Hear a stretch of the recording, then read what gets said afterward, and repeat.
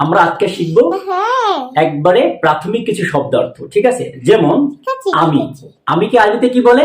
আমরা বলতো আনা মানে হচ্ছে আমি। আনা মানে কি? আনা মানে আমি। আমি, হ্যাঁ, ওকে। দেখো এই যে আনা, আনা, এই আনা মানে হলো আমি।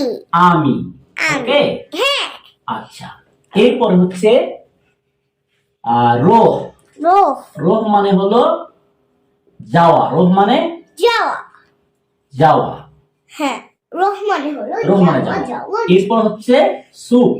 সুক, সুক মানে বাজার। সুক মানে কি? সুক মানে বাজার। সুক মানে বাজার। বাজার। তাহলে আনা রোহ সুক মানে কি হবে? আমি বাজারে যাই।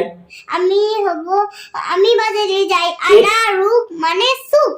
ইয়েস, আমি বাজারে যাই। এর আগে হবে আনা রোহ সুক। কি হবে? আনা রুক মানে সুক। নো, আনা রোহ সুক।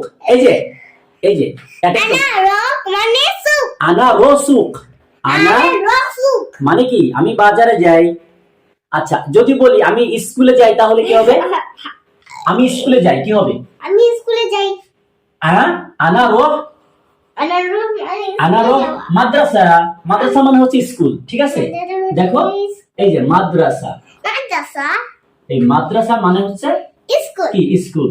স্কুল, স্কুলকে আরবিতে মাদ্রাসা বলে। তাহলে যদি বলি আনা রোহ মাদ্রাসা মানে হলো আমি মাদ্রাসায় যাই বা আমি মাদ্রাসায় যাব। আমি মাদ্রাসায় যাব, এর আরবি কি হবে? আনা রোহ মাদ্রাসা।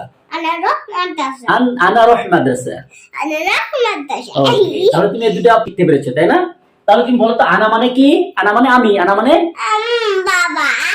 নো, আনা মানে আমি। আয়া আয়া আয়া আয়া। আর রোহ মানে হচ্ছে যাওয়া। তুমি দুষ্টুমি করছো, আমু ভালো করে শেখো। ওকে, থ্যাংক ইউ। তাহলে তুমি আরেকদিন শিখবে, ঠিক আছে? মা আসসালাম। আসসালাম, বাই বাই।